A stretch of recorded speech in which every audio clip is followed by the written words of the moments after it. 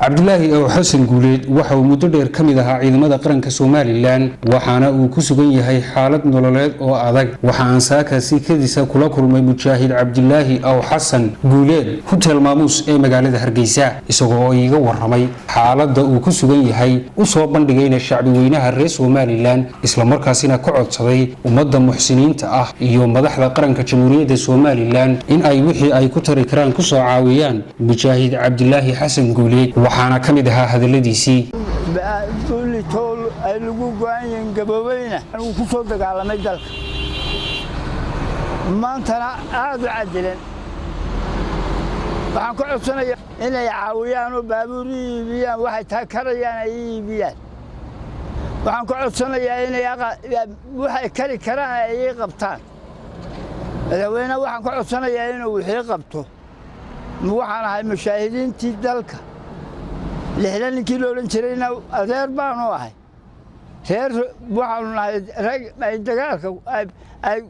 دلك كوه الجمي عن كل سنة يا إن مدح وينا مدح ضباء يعني إلى شيران وعن شو جاي مكهرجيسة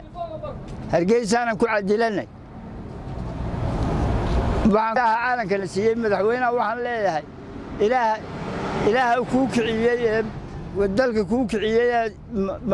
نبتقليه كسم يسوى ما يان كم ما هالنقيا نبتقليه هذو كسم يسي إلهينا كل رقبتي عن كل مشاهد بانا هاي من لولكا كوعدلن Somali لين هرجيسي كوعدلن بانا هي مدحده waxaan u sheegayaa in aan ku cadilay Hargeysa wax walba waan la soo maray dalkan afariya sideetan kiiba dagaalku waa ragna sideetan kiiba soo gaaray kuwii afariya sideetanka uu ahaa baanahay afariya sideetanka dagaalku kuwuu ahaa ayaanahay ciidanka Soomaaliland waxaan ku jiray kuugu horeeyay baan nahay لحلا هالكن أبو يلمس سوق بتاعني كيمياء شايس